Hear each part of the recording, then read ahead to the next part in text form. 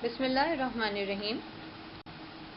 I am Khadija Aman, Assistant Professor of Botany from Government Degree Girls College, Lines area. Students, today I will teach you about the Annual Intermediate Examination paper pattern of First Year Science, Pre-Medical, subject Botany. There are 7 papers in first year Pre-Medical: English, Urdu, Physics, Chemistry, Botany, Zoology and Islamiyat. The first 4 papers, English, Urdu, Physics, Chemistry, are of 3 hours. Botany, Zoology and Islamiyat are of 2 hours paper. Here we will discuss about the paper pattern of Botany. Botany paper 1 or Botany first year paper. There are 3 sections in first year Botany paper: Section A, Section B, Section C. For MCQs, you will be given 15 minutes to solve. You have to return the MCQs paper back to the examiner. After 15 minutes, you will be given the descriptive paper.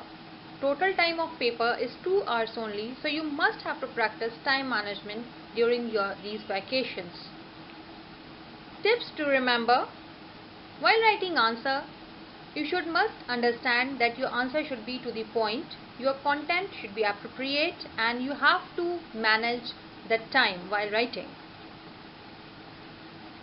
Botany के paper में 3 sections होते हैं: section A, section B और section C. Section A जो MCQs पर मुश्तमिल होता है, उसको सॉल्व करने के लिए आपको 15 मिनट दिए जाते हैं और इसमें 18 एमसीक्यूज आपको मिलते हैं जो आपने सॉल्व करने के बाद एमसीक्यूज पेपर एग्जामिनर को वापस करना होता है। जब आपने एमसीक्यूज पेपर वापस किया तो उसके बाद आपको डिस्क्रिप्टिव पेपर मिलता है जिसको सॉल्व करने के लिए आपके पास 1 घंटा 45 मिनट होते हैं, यानी टोटल टाइम जो आपके पेपर का है वो है 2 घंटे। सो अपने टाइम को बहुत एहतियात से इस्तेमाल करना है। किस तरीके से, या आगे हम पेपर में आपको समझाते जाते हैं। Section A, multiple choice question और MCQs. This section consists of 18 part questions and all are to be answered. Each question carry half mark. Students don't need to write the question in answer script, but only write the answer in full against the proper number of the question and its part. Multiple choice questions का जो section है, इसमें आपसे 18 सवालात किए जाते हैं और आपको उन सब के जवाब लिखने होते हैं।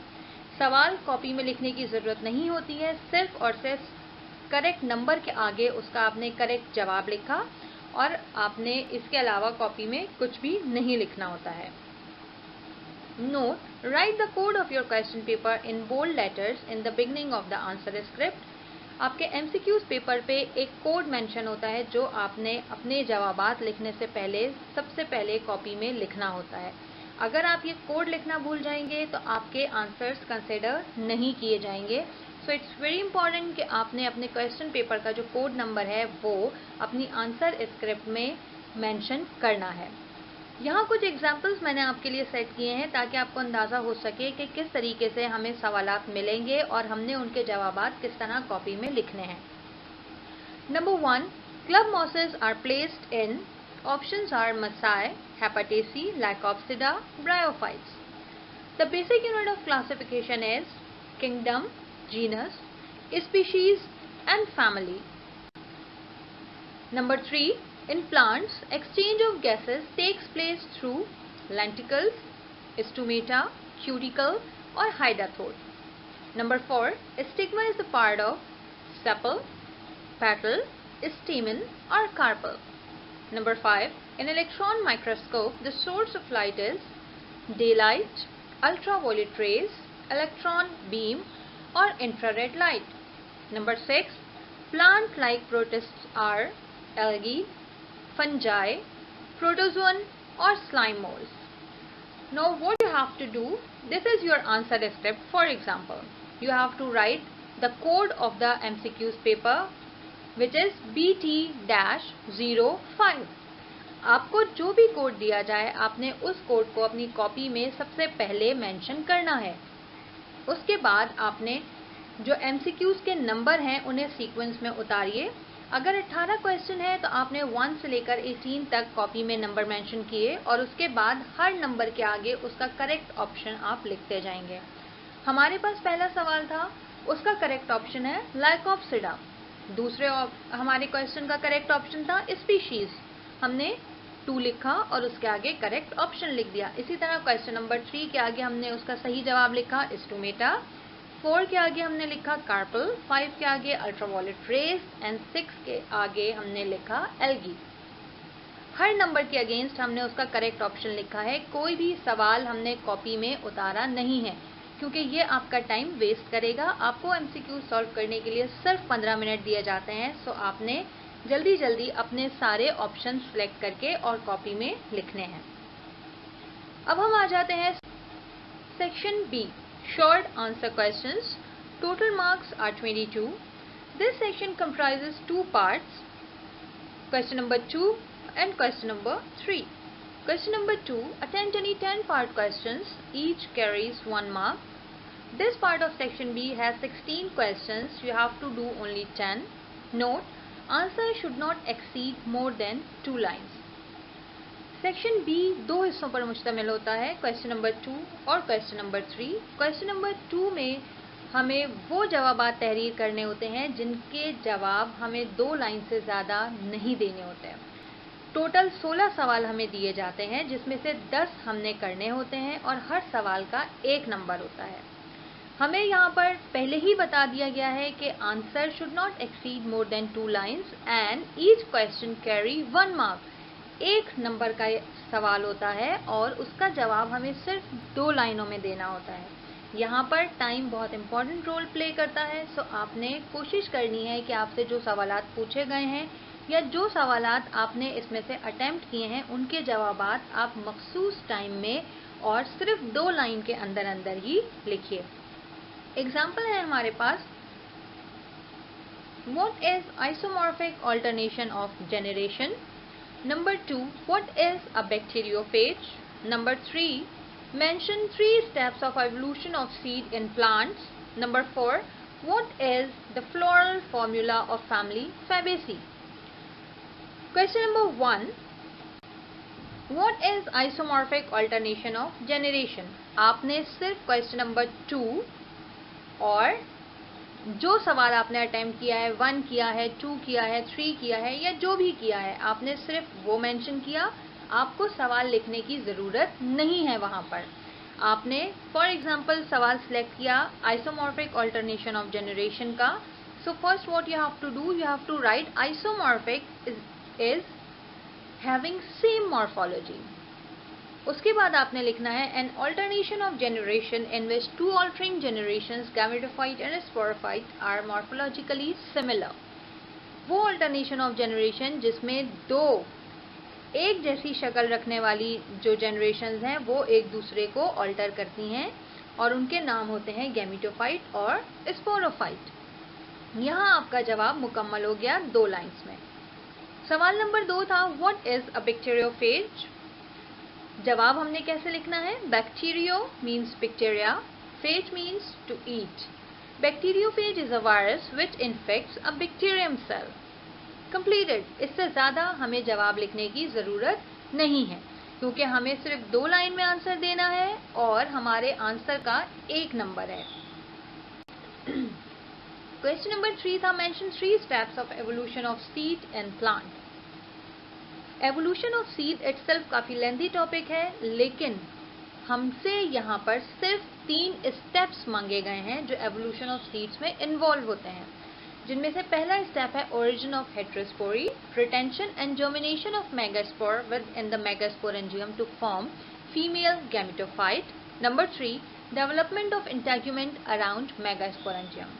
हमने सिर्फ उन 3 पॉइंट्स को यहाँ पर मेंशन किया। हमने यहाँ पर फर्दर कुछ नहीं बताया कि what is origin of heterospory, what is megaspore, what is female gametophyte, what is integument. हमें फर्दर किसी किस्म की एक्सप्लेनेशन या डिस्क्रिप्शन की यहाँ पर ज़रूरत नहीं है। हमने अपना आंसर 2 लाइन में यहाँ पर मुकम्मल कर लेना है। ओके। उसके बाद हमारे पास चौथा सवाल हमने एग्जाम्पल में लिया था, floral formula of family Fabaceae. So please, अगर फ्लोरल फॉर्मूला मांगा गया है या आपसे फ्लोरल डायग्राम मांगी गई है, तो जितना सवाल पूछा गया है आपने सिर्फ उसी का जवाब यहाँ पर तहरीर करना है। अब सवाल में पूछा गया था floral formula of family Fabaceae, तो हमने सिर्फ और सिर्फ फॉर्मूला यहाँ पर मेंशन कर दिया। जाइगोमॉर्फिक है, बाइसेक्सुअल है, कैलेक्स उसकी गैमोसेप्लस है, 5 है, क्रोला उसकी 1+2+2 है, 9+1 उसके एंड्रोशियम है, और गाइनोशियम उसका सिंगल जो है वो कार्पल होता है, और वो ओवरी जो है वो उसकी सुपीरियर है। This is all. हमने इसमें फैमिली फैबेसी के हवाले से मजीद कोई इंफॉर्मेशन ऐड नहीं करनी है। सेक्शन बी का question number 3, attempt any 6 part question, each carry 2 marks. Total questions 9, 6 have to do. Answer should not exceed more than 5 lines. Section B का क्वेश्चन नंबर 3, जिसमें आपको टोटल 9 सवाल दिए जाते हैं और उसमें से आपने कोई भी 6 सवाल जो है वो सिलेक्ट करके और उनके जवाबात लिखने होते हैं। यहाँ पर चूंकि हमसे जवाब मांगा गया है 5 लाइंस के दरमियान, सो इन क्वेश्चंस के नंबर भी हमारे पास ज़्यादा हैं और हर क्वेश्चन के मार्क्स हैं यहाँ पर 2। सेक्शन बी के हमारे पास जो क्वेश्चन नंबर 2 था उसके हर सवाल का जो जवाब था उसके नंबर थे 1। यहाँ पर हमारे पास हर सवाल के जवाब के 2 नंबर हैं। Answer should not exceed more than 5 lines means कि हमने अपने आंसर को 5 लाइन्स के दरमियान ही कंप्लीट करना है। Question number 1, give the outline classification of kingdom Plantae. Number 2, what is fermentation, also name its types. Number 3, write note on any one of the following, nucleus or mitochondria. Number 4, draw a label diagram of fluid mosaic model of plasma membrane. Give the outline classification of kingdom Plantae. ये मैं आपको आगे चल के समझाती हूँ कि outline हमने किस तरीके से बनानी है। क्वेश्चन नंबर 2 जो है what is fermentation, also name it's type, तो इसमें आपने क्या करना है कि पहले सिर्फ आपने फर्मेंटेशन की definition the, what is fermentation, फिर आपने थोड़ा सा उसका प्रोसेस दिया और उसके बाद आपने उसकी जो टाइप्स हैं उनके सिर्फ और सिर्फ यहाँ पर नाम मेंशन करने हैं। Lactic acid fermentation, alcoholic fermentation, further वो दोनों क्या होती हैं, उनमें क्या केमिकल रिएक्शंस होते हैं वो बताने की ज़रूरत नहीं है। सिर्फ फर्मेंटेशन को बताइए और उसके बाद उसकी टाइप्स के नाम लिख दीजिए। Right note on any one of the following, सिर्फ किसी एक पर ही नोट लिखना है। ऐसा ना कीजिएगा कि अगर आपको दोनों आते हैं तो आप ये समझें कि मैं दोनों लिख दूंगा तो मुझे ज़्यादा नंबर मिलेंगे, ऐसा कभी भी नहीं होता। आपसे अगर सवाल में कोई एक शॉर्ट नोट मांगा गया है तो आपने किसी एक पर ही नोट लिखना है। अब आप न्यूक्लियस सेलेक्ट करते हैं, माइटोकॉन्ड्रिया सेलेक्ट करते हैं, जो भी आप सेलेक्ट करेंगे आपने सबसे पहले उसका इंट्रोडक्शन दिया, फिर आपने उसके पार्ट्स बताए यहाँ पर, उसके बाद आपने उसके फंक्शंस जो थे वो यहाँ पर लिख दिए। अगर आपसे एक क्वेश्चन किया जाता है कि draw a label diagram of fluid Mosaic model of plasma membrane, और प्लाज्मा मेम्ब्रेन हो या कोई दूसरी आपसे डायग्राम के बारे में सवाल किया जाए तो प्लीज़ ये बात याद रखिएगा कि आपने सिर्फ डायग्राम ही ड्रॉ करनी है, उसके बारे में फर्दर कोई चीज़ आपने इन वर्ड्स नहीं लिखनी है। You just need to draw the diagram and you have to label it. इस सवाल में आपने सिर्फ डायग्राम बनानी है और उसको लेबल करना है, इससे ज़्यादा आपने इसमें कोई कंटेंट नहीं ऐड करना है। अब आ जाते हैं जनाब, आपको आउटलाइन ऑफ क्लासिफिकेशन के बारे में बताएं। अब देखिए, मैंने आपसे कहा कि आउटलाइन ऑफ क्लासिफिकेशन बनाने का एक तरीका होता है। सबसे पहले हमने लिखा जनाब किंगडम प्लांटी, उसको हमने 2 हिस्सों में डिवाइड किया, ब्रायोफाइट्स एंड ट्रैक्योफाइट्स। ब्रायोफाइट्स की फिर हमने 3 क्लासेस जो है वो यहाँ पर बताई और ट्रैक्योफाइट्स की 5 क्लासेस। ब्रायोफाइट्स को हमने डिवाइड किया हेपाटेसी, एंथ्रोसिरोटी एंड मसाई में। ट्रैक्योफाइट्स को हमने डिवाइड किया साइलोप्सिडा, लाइकोप्सिडा, स्फेनोप्सिडा, टेरोप्सिडा एंड स्पर्मोप्सिडा में। स्पर्मोप्सिडा और seed bearing tracheophytes again divided into 2 subgroups, gymnosperms and angiosperms. This is the outline classification. Outline of classification जब आपसे मांगी गई है तो इसमें आपको फर्दर इन वर्ड्स कुछ भी लिखने की ज़रूरत नहीं है कि किंगडम प्लांटी क्या होती है, ब्रायोफाइट्स नॉन वेस्क्यूलर हैं, ट्रैक्योफाइट्स वेस्क्यूलर हैं, हेपाटेसी की ये शेप होती है, साइलोप्सिड्स ऐसे होते हैं। No, you just have to draw a graphical representation of classification, जो यहाँ पर मैंने आपको बनाकर दिखाई है। इससे ज़्यादा आपको इस सवाल में और कुछ भी नहीं लिखना है। Section C, detailed answer questions. This section have 14 marks. Attempt any 2 questions from this section. All carry equal marks. इस सेक्शन में आपने 2 सवालात के जवाब देने होते हैं और ये वो सेक्शन है जिसमें आपको अच्छी तरीके से डिस्क्राइब करके सवाल का जवाब देना होता है। यहाँ आप जितना मर्जी चाहें कंटेंट ऐड कर लीजिए, एप्रोप्रिएट कंटेंट ऐड कर लीजिए, फिगर्स बनाइए, डिस्क्रिप्शन दीजिए। जितना ज़्यादा आपका अच्छा कंटेंट होगा उतने ही ज़्यादा आपको नंबर मिलेंगे। फॉर एग्जाम्पल सवाल है define photosynthesis, describe the light reaction. एक और सवाल describe family Solanaceae under the following headings: floral characters, floral formula, floral diagram for economic importance with botanical name. With the help of diagram, describe the life cycle of moss. Define transpiration and its types. Describe the structure and mechanism of opening and closing of stomata.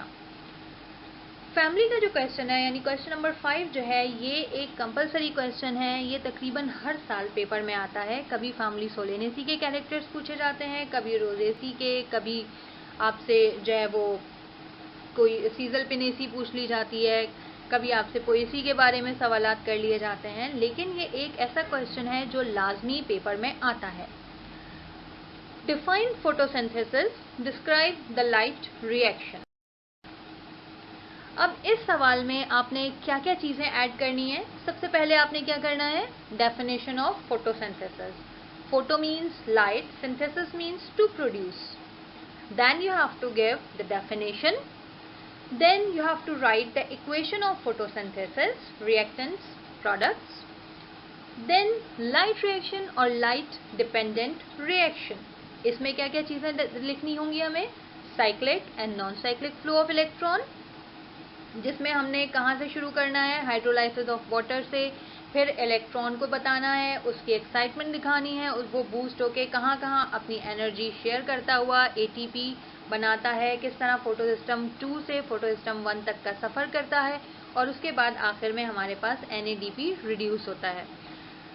Cyclic and non cyclic flow of electron, photo systems, photophosphorylation. ये सब कुछ लिखने के बाद अगर आपके पास time है तो आप इलेक्ट्रॉन ट्रांसपोर्ट, जो आपके पास एक चेन बनी हुई है साइक्लिक नॉन साइक्लिक रिएक्शंस की, वो आपने यहाँ पर ड्रॉ करनी है। अगर आप क्वेश्चन नंबर 5 अटेम्प्ट कर रहे हैं which is the floral character, which is the family description, so what you have to write in this question: floral characters, floral formula, floral diagram and economic importance. Floral characters में आपने लिखनी है inflorescence, flower, flower parts, calyx, corolla, androecium, gynoecium, then fruit and placentation. Then you have to write the floral formula of the family, you have to draw the floral diagram, and you have to write 4 economic importance of the family. जो भी याद है आपको 4 economic importance वो आपने लिखनी है, and 2 botanical names of the family of given plant of the given family. Economic importance लिखी, उसके बाद आपको जो भी उस फैमिली के प्लांट्स याद हैं आपने उनमें से किसी 2 के बॉटनिकल नेम्स वहाँ पर ऐड कर देने हैं।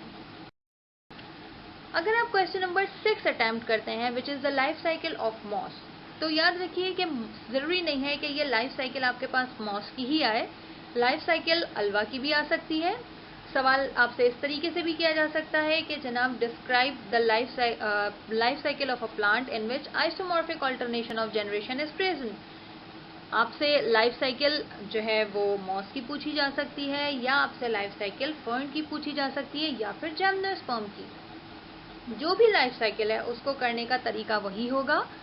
सबसे पहले आपने बताना है कि ऑल्टरनेशन ऑफ जनरेशन इसमें कौन सी होती है, फिर आपने उसके प्लांट्स को बताना है। नंबर 1 गैमेटोफाइट प्लांट है, तो पहले आप गैमेटोफाइट प्लांट का स्ट्रक्चर बताइए, उसके रिप्रोडक्टिव स्ट्रक्चर्स बताइए, उसमें फर्टिलाइजेशन होती है, उसके बाद उसमें जो है ना वो स्पोरोफाइट डेवलप हुआ, स्पोरोफाइट का स्ट्रक्चर कैसा है, स्पोरोफाइट में स्पोरेंजियम और स्पोर बने और उन्होंने दोबारा से गैमेटोफाइट को प्रोड्यूस कर दिया। This is what we call alternation of generation. Gametophyte always produces sporophyte and sporophyte always produces gametophyte. ये करने के बाद आपने सवाल के दूसरे लाजमी हिस्से की तरफ आना है जो कि है डायग्रामेटिक लाइफ साइकिल। यानी लाइफ साइकिल को आपने डायग्रामेटिकली भी ड्रॉ करना है। आपने प्लांट्स ड्रॉ करते जाने हैं, उनको लेबल करते जाइए और उसकी एक साइकिल जो है वो कंप्लीट हो जाएगी। क्वेश्चन नंबर 7 अगर आपसे जो है वो आप अटेम्प्ट कर रहे हैं, जो कि था ट्रांसपायरेशन के हवाले से, तो उसमें सबसे पहले आपने लिखा व्हाट इज ट्रांसपायरेशन। फिर आपने ट्रांसपायरेशन की टाइप्स लिखी कि जनाब ये 3 टाइप्स की होती हैं, लेंटिक्यूलर होता है, क्यूरिक्यूलर होता है और स्टोमेटल ट्रांसपायरेशन होती है। फिर आपने स्टोमेटल ट्रांसपायरेशन की डिटेल में जाना है, जिसमें सबसे पहले आपने स्ट्रक्चर ऑफ स्टोमेटा बताया इन वर्ड्स। फिर आपने उसकी डायग्राम ड्रॉ की। उसके बाद आपने बताना है mechanism of opening and closing of stomata. तकरीबन आपका 4 जो है वो पेजेस पर ये सवालात चले जाते हैं जो आपके लॉन्ग क्वेश्चंस होते हैं। लॉन्ग क्वेश्चन में कोशिश कीजिए कि आप हेडिंग्स भी दें, आप पॉइंट्स में भी बात करें, डायग्राम्स भी ड्रॉ करें। ये चीज़ें आपके नंबर्स को इंक्रीज करती हैं। एग्जामिनर चेक करते हुए आपको नंबर जो है वो अच्छी तरीके से देते हैं। यहाँ हमारा पेपर ख़त्म हो जाता है।